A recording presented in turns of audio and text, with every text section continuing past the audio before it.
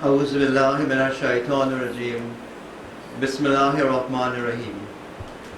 I bear witness first of all that nothing deserves to be worshipped but Allah, and I bear witness that the Holy Prophet Muhammad, upon whom be peace, is the last and final messenger. I begin in the name of Allah, the Beneficent, the Merciful. Brothers and sisters all, Assalamu alaikum.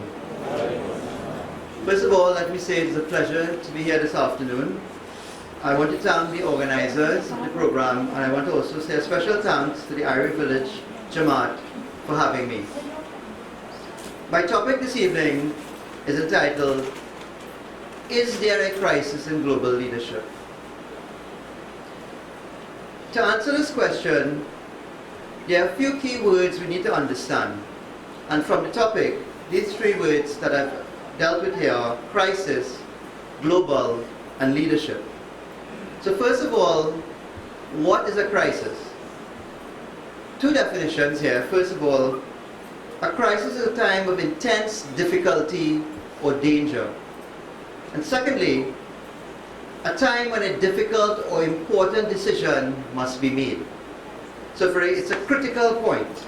You hear of a financial crisis, a political crisis, an economic crisis, a crisis in the stock market, for example. That's how the word will be used. Secondly, the term global. Two definitions here. First of all, relating to the whole world, an international perspective. And secondly, relating to or encompassing the whole of something. So for example, if a teacher is dealing with a topic to a group of students, this teacher gives the students a global picture of what is involved in the task. So meaning specific to that topic, a global overview, specific to the topic, comprehensive. The third aspect, and I know yesterday at Sipara the topic would have been started, and we did it today and then tomorrow, leadership. What exactly is leadership? And in a short summary, leadership is about delivering specific objectives with the resources available. It's applying techniques and skills to deliver this specific set of objectives with whatever resources you have. So there's dealing, I know we have a lot of people preparing for the football tomorrow.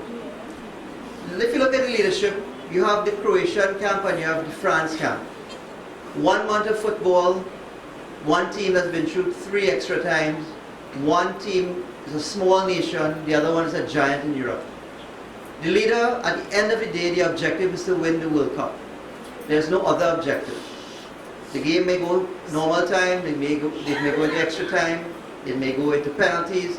It doesn't matter if you hit the bar, you nearly score, whatever. At the end of the day, it's a clear deliverable. The leader of each team has a specific objective to achieve. And that tomorrow, at the end of it all, is how to be assessed. Now that's an example that's using sports. But you have other realms, whether it's in politics, if you're the leader of a nation, you have certain deliverables, the healthcare, the economy, managing crime, etc. There are other things that you have to manage. In terms of business, the leader has certain specific objectives. So these are just some of the guidelines in terms of how we deal with the topic. So the question I asked before I start the talk, and I'll ask this to the audience, do you think there's a crisis in global leadership? So, as our chairperson said, now we can end the talk there. And if there's a resounding yes, and that's the end of the talk. But I don't think that's the intention of the organizers. There's the intention of us to go into a little more depth. So let's really examine the topic. First, I want to deal with a little bit about leadership. What exactly is leadership? And there are 3 points I'll be dealing with. Firstly, we spoke about an objective. Deciding what it is you are to do. Sir Mike Jackson, the former head of the British Army, has a technique which he described when he was heading the army in terms of the ends, the ways, and the means. It's a very simple formula, but it can be applied in terms of religion, business, politics, a local sports club, your community, even in your own individual life, because you are leading yourself. We think of leadership at times as people out there who are out of reach, but leadership also, we lead ourselves in our movement in the world. So we must also look at it from that perspective. How do we apply it to our lives? So the ends, ways, and means test is simply this. What is the ends that you seek? What are the means that you have? Means meaning what people, time, money, equipment, what resources you have to achieve this objective. And the last part of it, how do you apply the means to the end? Essentially, what is the way? So you decide what is the end in mind, what is the plan, how do you get there? And the third part, which is where it's the trickiest part, implementation and execution. For you see, the first two are very easy. We have many people who could sit down and do strategy, set an objective, set a plan, specify a goal, do a timeline, do a schedule, level 1, level 2, level 3, detail out everything you require, and specify a plan in an office very nicely and plan that. Where the thing collapses sometimes is in the execution of the plan and the implementation of the plan. And that is what separates leaders from those who are not, who are trying to lead. In the world that we live in now, in terms of understanding a little bit as we delve into why is there crisis, we have to snapshot the condition of the world now compared to previous time. The world now, if you're looking for single words to define it, you can use the word transient. It's fast-paced, there's exponential change, there's disruption. It's unlike any other period in history. So by the time you sit down in a team in a conference room and plan a strategy, and by the time the admin assistant or the secretary prints it out and you give everybody the team it, the conditions have changed. By the time you walk out and the next day, everything you plan, it has changed. So continue with my football analogy, because I guess you all realize I'm really into football, right? So some of them who are... Recently in the World Cup, there was a game with Croatia playing Russia. Now in regulation time in football, you allow 3 substitutions. The Croatian team had just made their 3rd substitution, and right after that, the goalkeeper, it could have been a torn hamstring. It wasn't torn, but it was a damaged hamstring muscle. They couldn't have a substitute. I am sure with all the strategy that team would have planned, no one would have envisioned that you would have used up 3 substitutes and you have an injured goalkeeper hobbling on one leg. The analogy I'm using this particularly is it can apply in our personal lives, in business, in politics. You plan a strategy and something that you haven't planned for happens. And it's amazing to me, having watched years of football, that the team huddled around the goalkeeper and for almost half an hour, the best defense they could have done was attack, mainly on the left wing of the field, keeping the ball in the Russian half of the field to protect their goalkeeper from having to have Russian forwards attacking and scoring him. So the reason I'm using this analogy is that when sometimes you might have a good plan, well worked out, well risk assessed, well strategized, something always happens that you didn't plan for.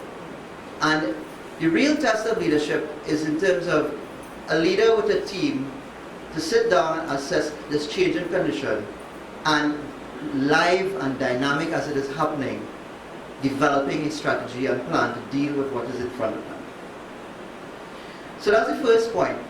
The second point now, deciding your plan. A leader needs to be a good communicator, must be able to communicate with the people that he or she is leading. You have to achieve an end, you must be able to inspire and to motivate your team, to be with you, for everyone to be moving in the same direction.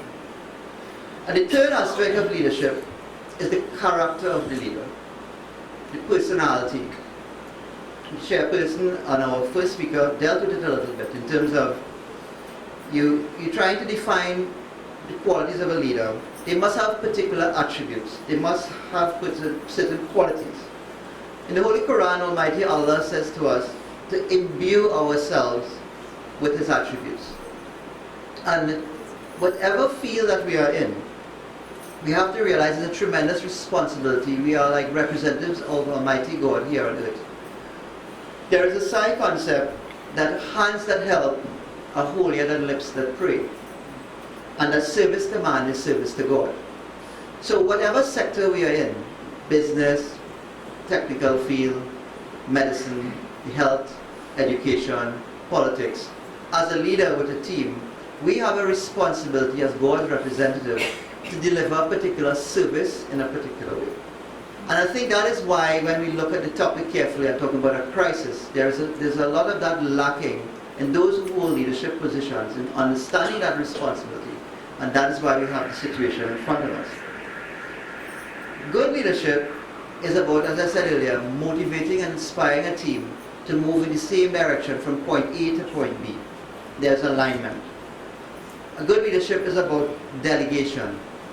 Recognizing you're working with a team, looking at the personnel and resources you have. And sometimes you have to set certain personnel a particular task for them to achieve on their own. Allocate them the resources and allow them some space for them to decide how they're going to achieve this objective. So you don't always only spoon feed them. Good leadership is about training and empowering your people to be able to carry on even if you're physically not there. The way in which the objective can be achieved. In essence, it's about empowerment. Enabling that person to feel he or she is trusted and to have that flow and that relationship between the leader and the team. So you have a sense of teamwork and you have a sense of purpose. Now, having touched a little bit about leadership, I want to touch a little bit about crisis and in terms of leaders operating in crisis. Now, I'd first like to say that in essence, I think that many leaders out there are generally good people. But unfortunately, they are unable to deal with the circumstances and situation in front of them. I'll give an example. A principal of a school in the 1980s, when I was at school, would have had different challenges to the principal of the same school now. Now there are certain common challenges that would be for the same time period, but there are new challenges because of social media, because of children with cameras and phones in school, putting up things about the teacher and WhatsApp and all different type of challenges. There's vaping, there's all different things that did not exist in that period. So one of the things that sometimes a leader is skilled in operating based on a situation and a time that they were accustomed to. But based on the condition of the world now, applying the techniques that were successful then are sometimes not able to achieve the same results now. So as I mentioned, the world has become transient. There's a lot of uncertainty. The speed at which things happen. There's a certain amount of velocity and ferocity at which things are happening.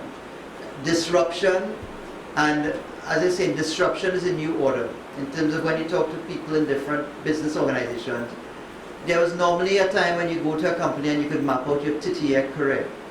Those days are gone. It's flattening of organizations, it's disruption, it's new strategies, it's new teams.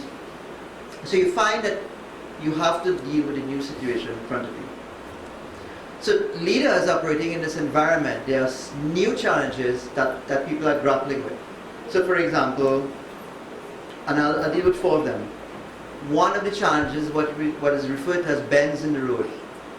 Normally, as I said, there was a time when you could sit down and map out for an organization, whatever type of organization, a clear line of sight of where you would be in 5, 10, 15, 20 years. Now it's not so simple. Because of the conditions of the world, there are bends in the road, there are different things that you have to cater for, and you have to actually see around corners as a leader to anticipate the unexpected, to be able in real time predict the type of risks you're going to face. There's a term that I like to use here. There's a author called Ram Charan, who deals a lot with disruption and disruptive management. And it's a term called structural uncertainty. Now this is not about simple competition between two organizations. This is about the entire elimination or destruction of entire industries. So I'll give a simple example. We have the camera crew here. Many of you, I'm sure, would know in the old days you would see the camera people with their VHS or Betamax tape, put it in. So people would have been making these, there's a whole industry making that. But the technology evolved and it moved to CDs, so that whole industry was wiped out. It doesn't even, you might have the old ones, you don't have the new, nothing like that happening again. Other forms of technology, because of the changes in technology, entire industries are wiped out. Entire companies are shut down. Because of the pace at which knowledge is moving, you have disruption and you have structural uncertainty. So leaders in an organization, and it doesn't only apply to business, whether it's in religion, politics, you have to look at the changes that are happening, and you have to work with your leadership team to prepare for these challenges. Looking at it from also, it's a mathematical world, and Roshi mentioned the internet. The power of the internet to change business, to change how we live, how we operate, how we look at from our 3-year-old children, they have a device in their hand, compared to us who, when we were younger, we would probably be outside kicking football and doing etc. But that is their normal. Probably if there were phones around at that time, we would have been like that. It wasn't around. But now that the technology is there. So, using an example, whereas companies operating as a leader, you have data coming in. You have software and data analyzing trends that are happening. So a simple example, because there are a few young people in the crowd. The giant organization Starbucks, the coffee, Starbucks is well known for its coffee internationally. Starbucks is well established now in Trinidad. But at any hour, every Starbucks in the world, there's a central data center that, let's say, buying an Americano coffee, they could be processing data from Latin America, North America, or Europe, how much of this brand is being sold within the hour. So in terms of inventory management, what is popular in Trinidad, what is popular in South Trinidad, what is popular in North Trinidad. Same thing might be for the KFC outlets in the country. Who prefers spicy, who prefers original. So the point is, in terms of managing inventory, as a business, let's say you have an electrical store. You might have 3 branches in the country. Because of the software and the technology, whereas you before have to go and manually check all the shelves and verify what you have. And if you set it up properly in real time, data is coming in on any given day. You can track sales, track inventory, and you can even reduce things that are not selling and increase things that are selling more. So that leaders now, and I use this analogy in terms of use of technology, use of information, in terms of improving the efficiency of the organization. And the last part is looking for early warning signs. Because things are changing so fast, leaders need to be able to aware of what is changing and warning signs of changes that can happen. Simple example, going into the business world, many people would know when the mobile phones were now coming out, Nokia. I'm sure everybody had a Nokia phone when phones were coming out. And there's a well-documented case study where the board of Nokia, some senior personnel, it was brought to their attention that there was a radical, eccentric young man in the US called Steve Jobs who was talking about something called the iPhone. A new technology and the operating system that was going to be disruptive. And Nokia looked at it and they made a decision that they were not going to transition that into their brand. They didn't think it would last. If you survey the room now, or you survey any community, it's very hard to find Nokia phones. Because you find that because of that change, you have iPhones, you have Samsung, you have all smartphones. The point is, young, eccentric radicals, you need to take them seriously, particularly in these times. Because the young minds with the world that we're living in, their ideas and their views of the world, sometimes they see things, because they are immersed in the world from everything that's happening, they see things differently than us. And they can counsel us. There's a term called upward mentoring, whereas in the past the older heads, and there is value in terms of older heads counseling the younger ones, there are times now where the younger ones can mentor us. that they can teach us things about our phone, our devices, the technology, the software, how to do things more efficiently. And not only in the business realm, but in our mosque, in the organization, in the Anjuman and such. Harnessing the talent of our young people, striking the right balance between the experienced heads which is needed and the younger ones. That way you improve efficiency overall in running. Now moving on, as I move to the second part of the talk and dealing before I go to the conclusion, recognizing a little bit about leadership and looking about crisis. What are the qualities then should we be looking for in leaders? And I did a small summary here, what is referred to as the 9 C's of leadership. The first C, one, is curiosity. A leader, an effective leader, needs to listen to people outside of what I like to call the yes crowd. You must be willing to step outside of your comfort zone. Lee Iacocca, a famous CEO in the American business circle, said that when he sat on a board, and as a CEO, when everyone on the board was telling him yes and not challenging, he asked himself, why does he need this board? Because he could sit at home and figure it out himself. One of the things of working with a board is that there must be that ability for the board to challenge the leader, to test all sides of the coin, the 3 sides of the coin, as I like to refer to. Because it is said here, the inability to listen is one of the highest forms of arrogance. So as a leader, if you cannot listen to those around you, and if they're telling you something that you don't agree with and you shut it down, you can be setting yourself up and your organization for failure. So there must be curiosity. The second thing is that you must be creative. Be willing to try something different. Think outside the box. Have the right mix, as I mentioned earlier.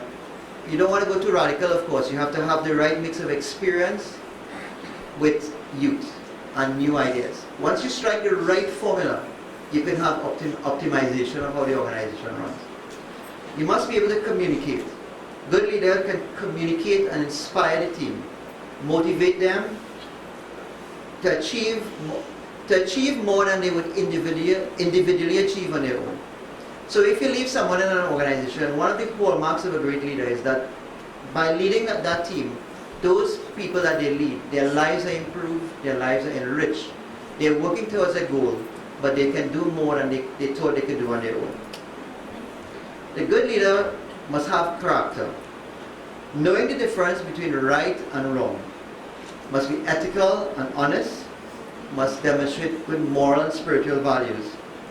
And to quote, is interesting, Rushdie also quoted an American president. I had a quote here from Abraham Lincoln as well, and he said, if you want to test a man's character, give him power.